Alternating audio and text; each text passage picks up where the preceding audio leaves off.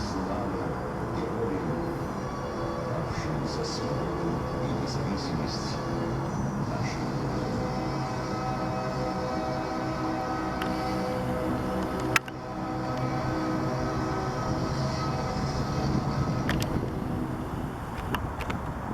Музей Победы, Центрального музея Великой Отечественной войны. Я с вами в течение часа постараюсь поработать. Ну, так как я человек военный, поэтому если чуть-чуть начну командовать, вы не обижайтесь, потому как у нас все регламентировано. У нас все регламентировано. Мы с вами должны без 10 сидеть в зале славы. Поэтому пока мы, если мы идем нормально, спокойно, то я вам что-то могу рассказать и показать. А потом дальше вы будете смотреть сами. После возложения у вас будет возможность сфотографироваться или в зале славы, или на лестнице, но лучше в зале славы. Вот, а потом спуститься сюда вниз и полностью осмотреть всю экспозицию, которую вы хотите, включая диораму.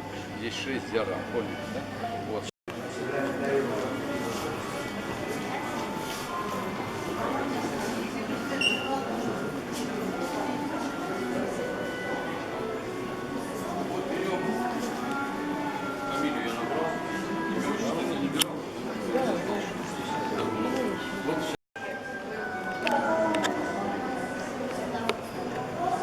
Вот мой папа, он есть.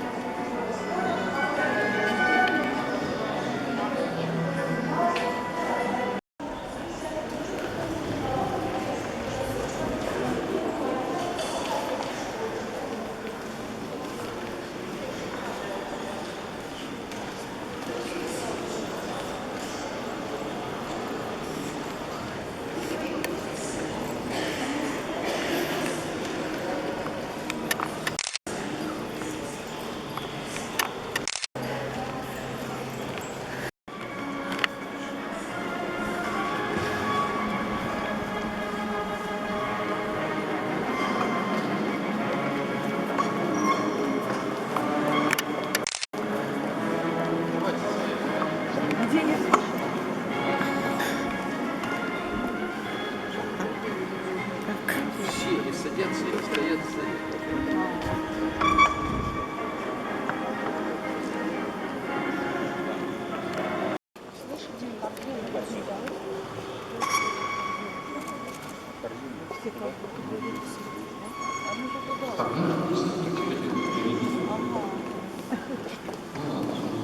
Добрый день, уважаемые друзья, коллеги. Еще раз приветствую вас в стенах нашего музея. Я хотел бы всех прежде всего поздравить с наступающим великим праздником Днем Победы. Спасибо, что вы откликнулись и пришли сегодня отдать дань уважения тем, кто завоевал великую победу, возложить цветы к монументу солдату-победителю. Мы находимся в зале славы. Этот зал посвящен мужеству, беспримерному героизму советских воинов, партизан, подпольщиков и участников движения сопротивления. Зал славы — центральный зал музея всего мемориала Победы.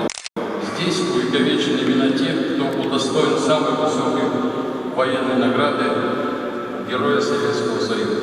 Всего здесь на белоснежных 70 колоннах размещено 11 695 героев Советского Союза и России. Пилоны вы видите по периметру нашего зала. 115 человек награждены и получили звание Героя Советского Союза дважды. Покрышкин Кашетов, удельник, удостоен этого звания трижды. Георгий Константинович Жуков 4. В центре зала мы видим возвышающуюся 10-метровую бронзовую скульптуру солдата-победителя. Поднятой рукой воин-герой провозглашает победу и мир, одновременно предупреждая о неминуемой каре всякого врага, осмелившего посягнуть на нашу Родину. В правой руке он держит увитую главную кассу, в которой горит символический огонь вечной памяти и славы по погибшим героям. На груди у бронзового солдата орден славы. У его подножья на гранитном подставенте покоится меч, символизирующий изречение Александра Невского. Кто с мечом к нам придет, тот от меча и погибнет. Над мраморными пилонами расположены барельефы 13 городов-героев, удостоенных этого звания за беспримерное мужество, стойкость, оборону своих городов и барельеф Брестской крепости героев. Купол зала славы обрамляет лавровый венок, символизирующий торжество победы. На высоте 25 метров свод купола венчает красочная пятиконечная звезда, стилизованный орден Победы, высший полководческий орден Советского Союза. Верность военной присяге, высокие нравственные принципы, несокрушимость, благородство и жертвенность духа советского русского солдата проявили воины в годы Великой Отечественной войны, при войне в Афганистане и других вооруженных конфликтов. Нынешнее поколение военнослужащих проявляет массовый героизм в ходе боев во время специальной операции. Свято выполняет свой долг перед Родиной, продолжая боевые традиции фронтового поколения. Предлагается возложить цветы к солдату-победителю.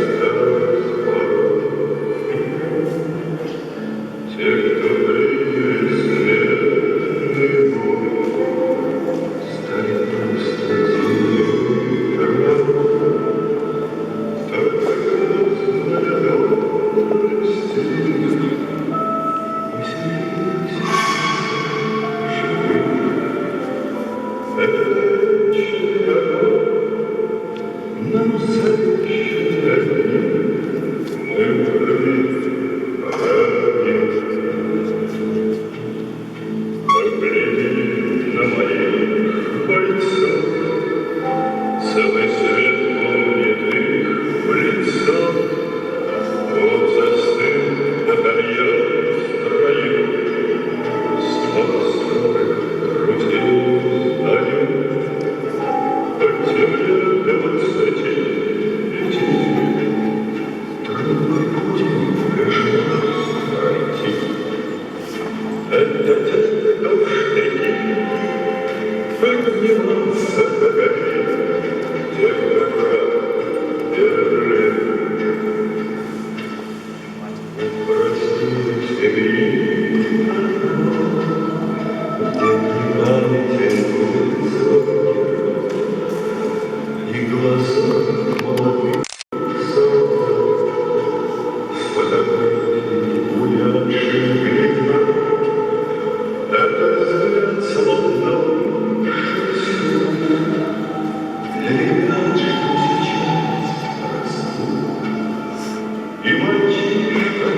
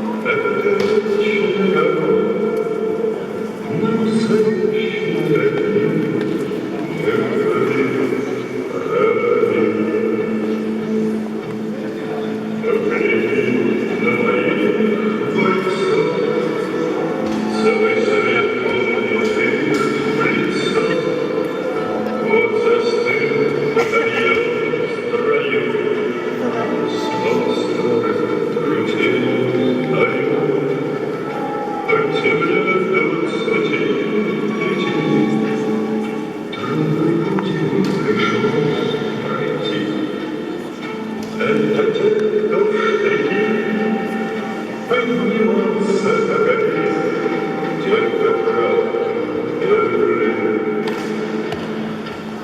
Спасибо большое, все сидим. Так, до самого.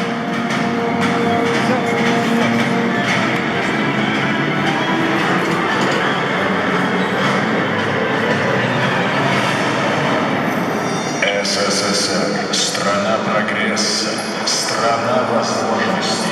В предвоенные годы героическим трудом советского народа сделан гигантский шаг в развитии экономики страны. Построены тысячи промышленных предприятий, создавших экономическую основу оборонной мощи страны.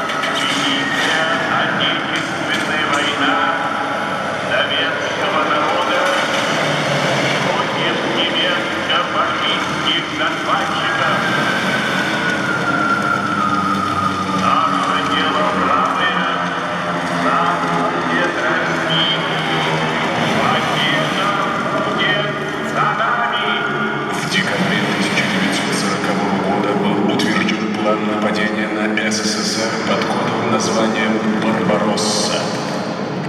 Он предусматривал разгром основных сил Красной Армии западнее Днепра с выходом на линию Архангельск-Волга-Астрахань. Войну предполагалось закончить в течение 4 месяцев.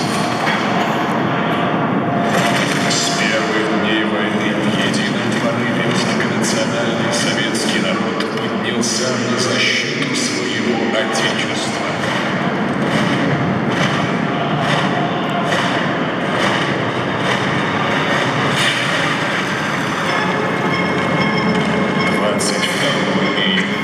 Нападение Барбаросса, Брестская крепость.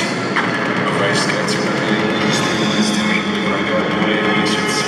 Ее героическая оборона стала символом несгибаемой стойкости советского солдата.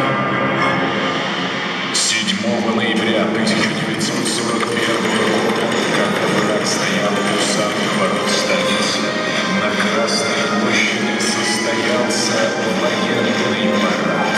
Он показал всему миру, что Москва не сломлена, вселил уверенность в сердца советских людей, укрепил веру в нашу победу.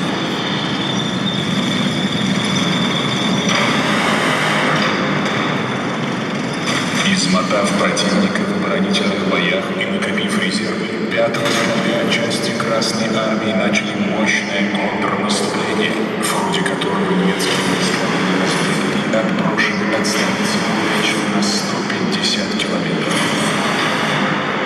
На полях под Москвой развеян миф о непобедимости германского вермахта. 8 сентября 1941 года началась 900-дневная блокада Ленинграда, трагическая и в то же время героическая страница в жизни нашей страны.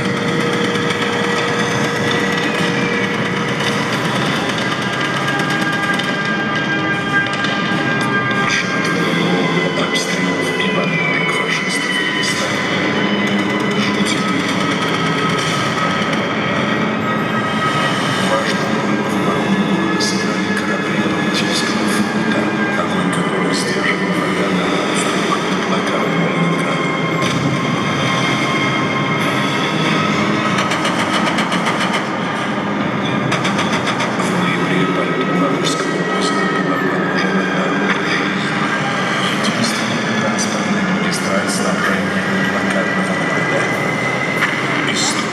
знает другого примера, чтобы город, окруженный захватчиками, не только не сдался врагу, но жил, работал, сражался и победил.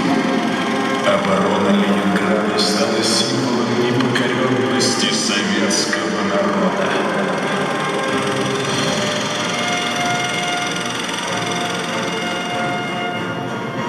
Огромную помощь фронту оказывало партизанское движение на временно оккупированной территории, в рядах которого сражалось более 1 миллиона человек. К осени 1942 года пожар войны докатился до берегов. Фашисты стремились перерезать канал поступления ресурсов с юга страны. Главной целью захватчиков стал Сталинград. Здесь решалась судьба Отечества.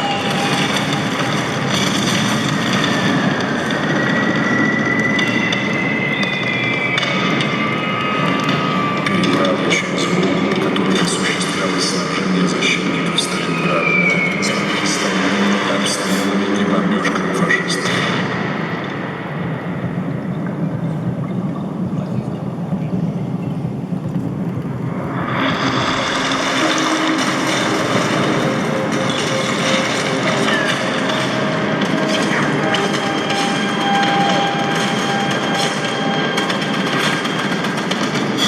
Беспримерный героизм и мужество советских солдат под руководством талантливых военачальников привели к окружению и сокрушительному разгрому 6-й немецкой армии.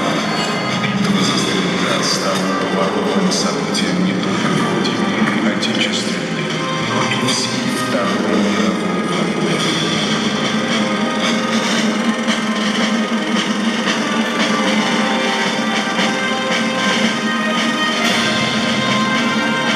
Героический труд советского народа в тылу под лозунгом «Все для фронта, все для победы» обеспечил Красную Армию всем необходимым для разгрома врага.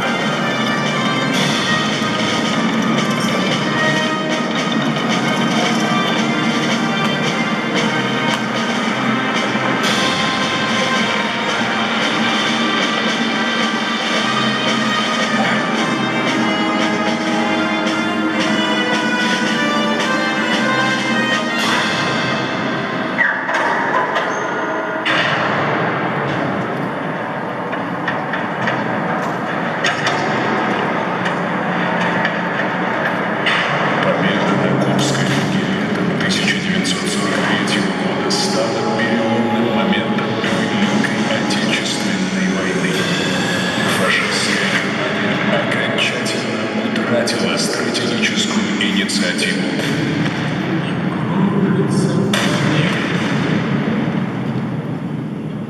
Над нашей Родиной, и значит, нам нужна одна победа. Одна всех ценой не пустить, одна всех ценой не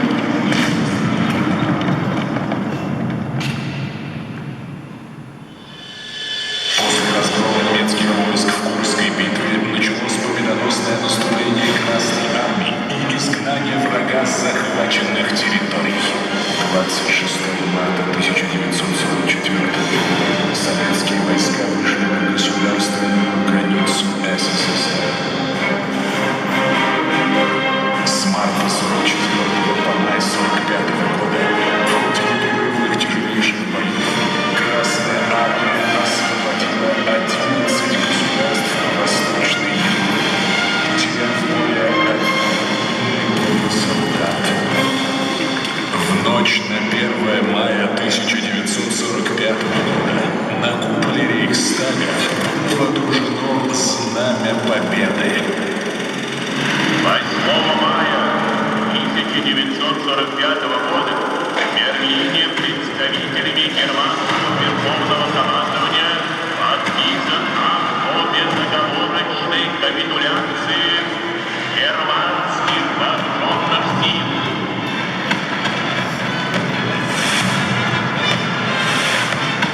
Этот день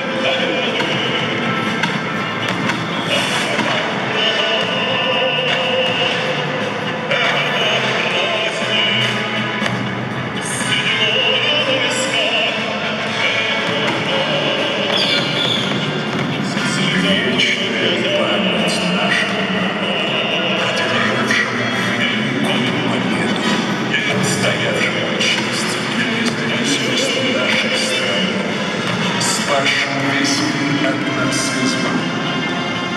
Вечная память героям.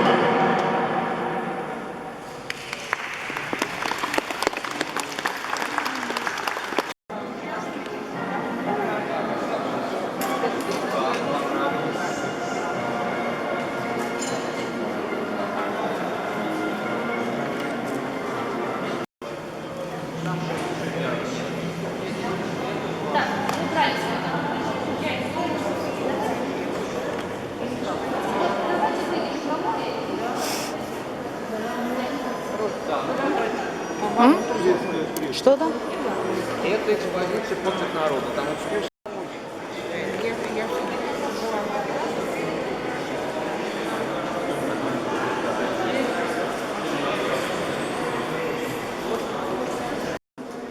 Попробую здесь. Вот живи я нашла. По дедушку.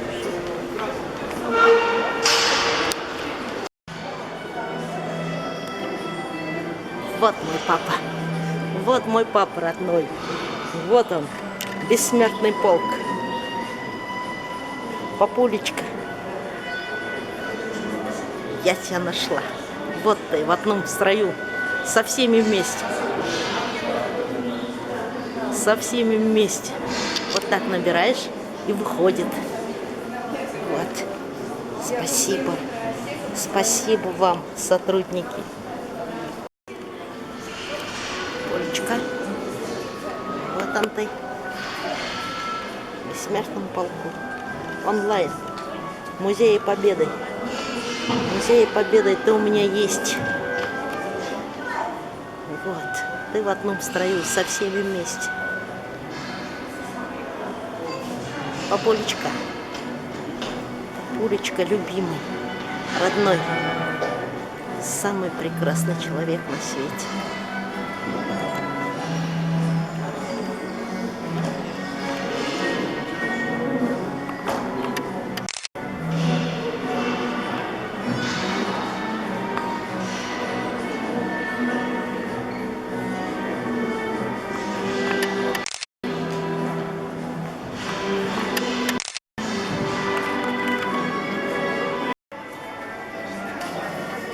Здесь можно набрать и найти своих отцов и прадедов, дедов, прадедов и отцов.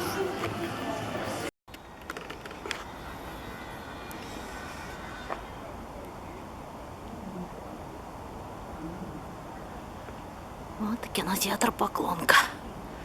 Вышла из музея. Вот. Выход один в обратную сторону. Не там, где входили. С этой стороны монумент. Не весь, но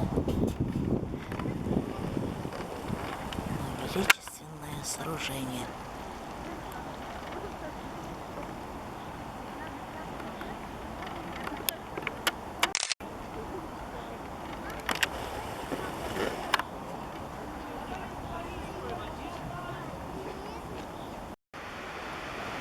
Фонтаны заработали. Москва-Сити. Храм.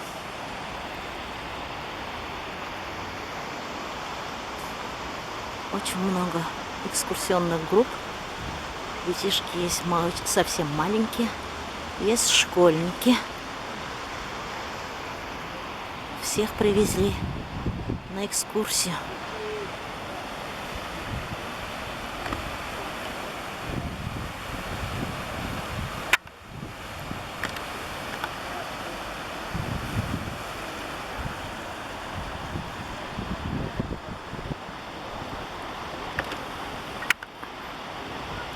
Какое небо голубое, травка зеленая. Спасибо вам за победу.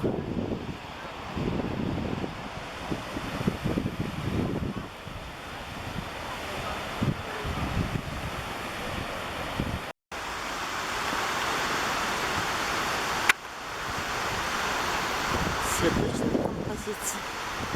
А это вечный огонь. Это вечный огонь, правда.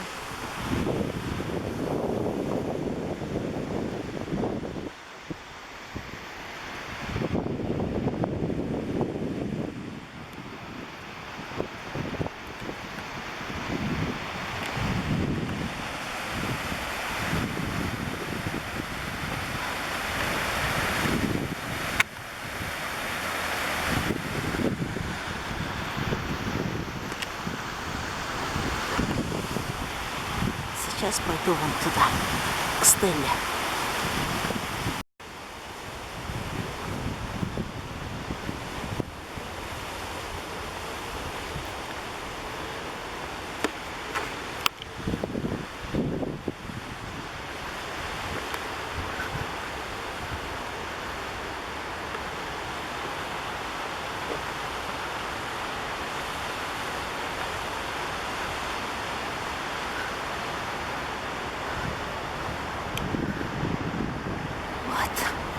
Отсюда какой вид. Битва за Москву. Первая победа.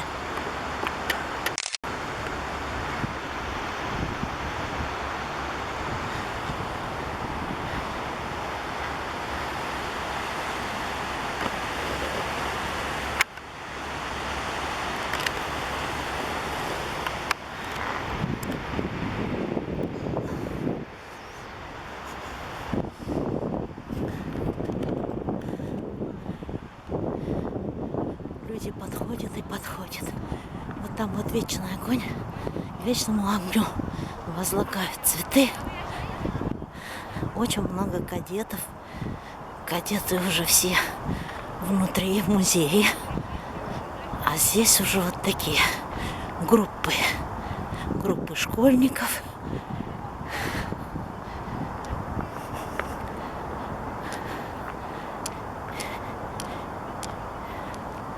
Величественное сооружение. Так, вот там вечный огонь. Сейчас я его приближу. Вот.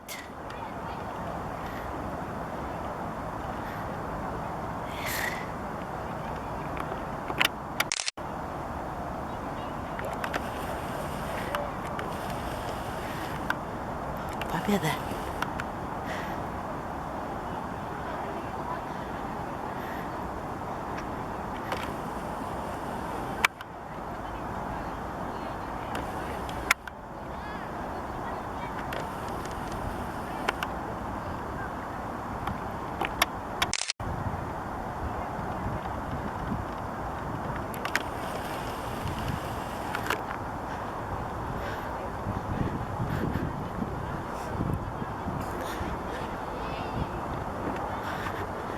А на этой стеле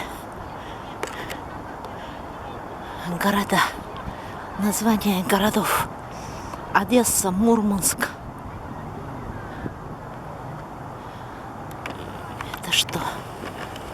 Что-то я не прочитаю. Киев, Минск. Севастополь, Ленинград, Москва, Сталинград. И дальше. Ой, тут сколько всяких наименований.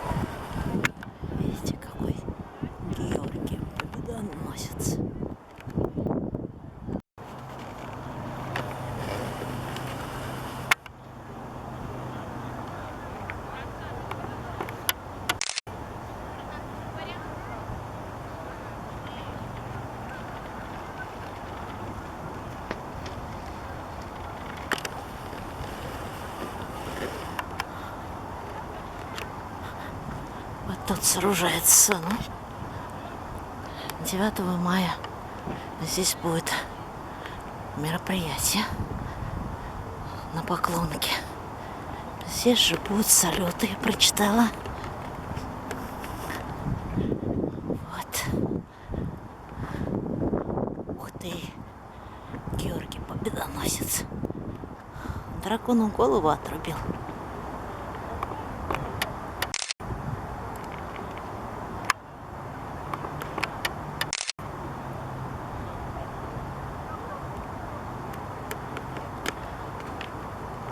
А здесь названия городов те же самые вроде бы. Новороссийск, Кавказ, Москва, Ленинград, Киев, Минск, Севастополь, Смоленск. Тут очень красиво.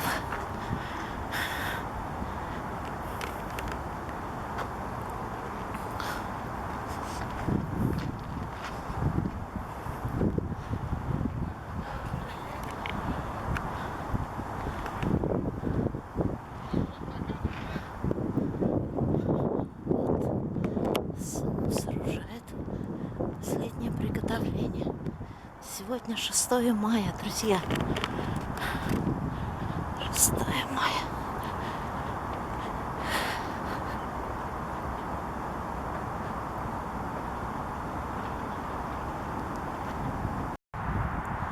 Здесь сниму. Это уже к выходу. Видите? Тут вот сцена будет стоять. Там будут выступать артисты. Фонтаны. С двух сторон вдоль фонтанов будет народ идти. Это Москва-Сити. Вот оно все. Вот оно все, величество. Величественное сооружение.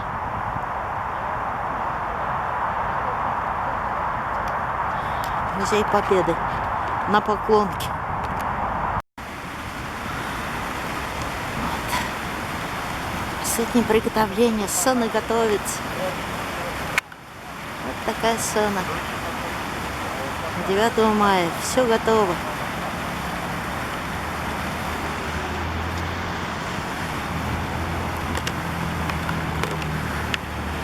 Здесь такие фонтаны классные.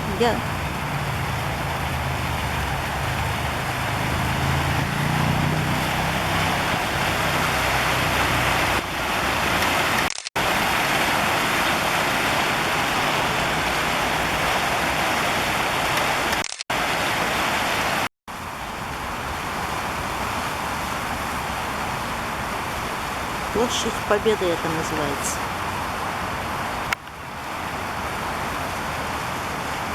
К 9 мая все готово.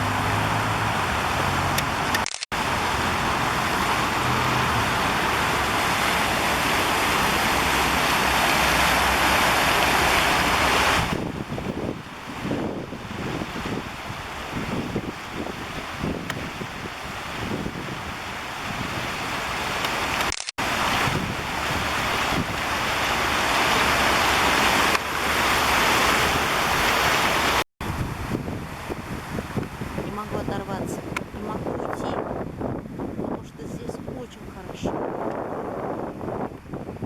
За всех, за вас, за всех участников войны, за наших дедов, прадедов, бабушек, мам, пап,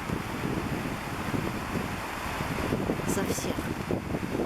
Не хочется ходить, хочется здесь находиться.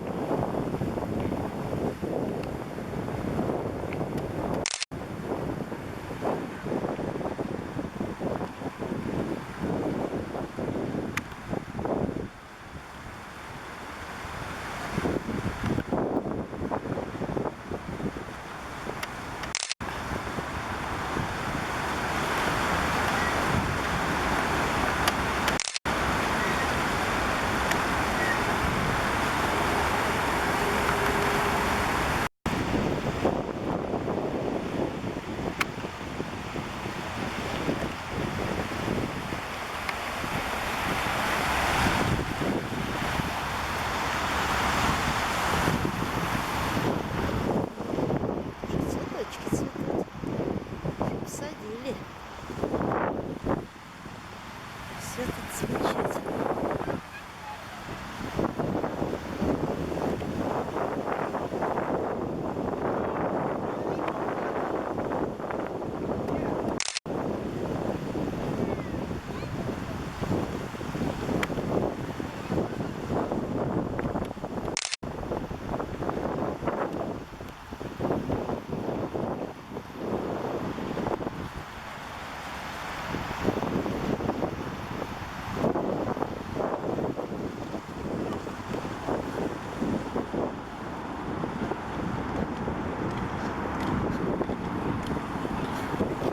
Это метро. Здесь будет метро.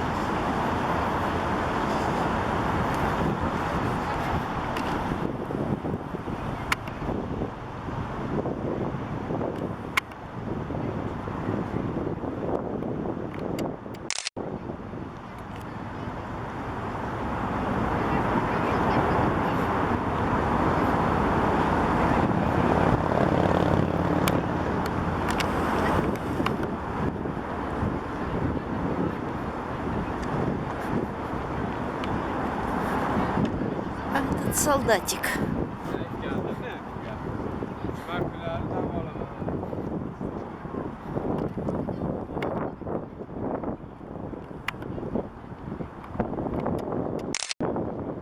Сейчас мы подойдем поближе. Кто это?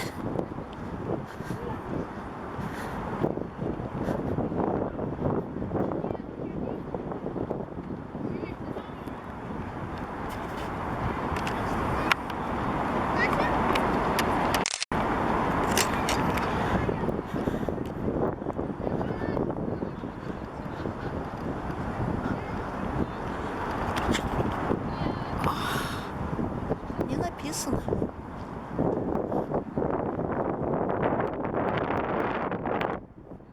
Написано, кто это? Вот здесь написано.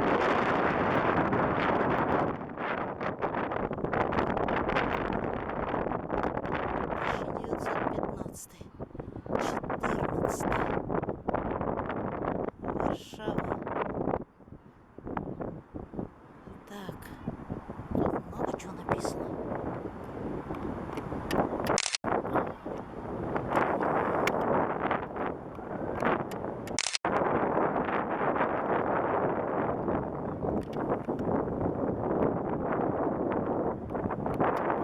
Читаем, если получится.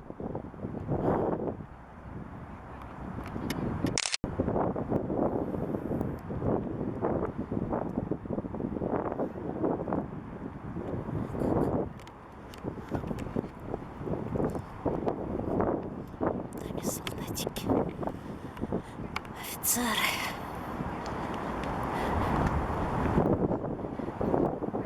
Это наверняка Первая мировая война.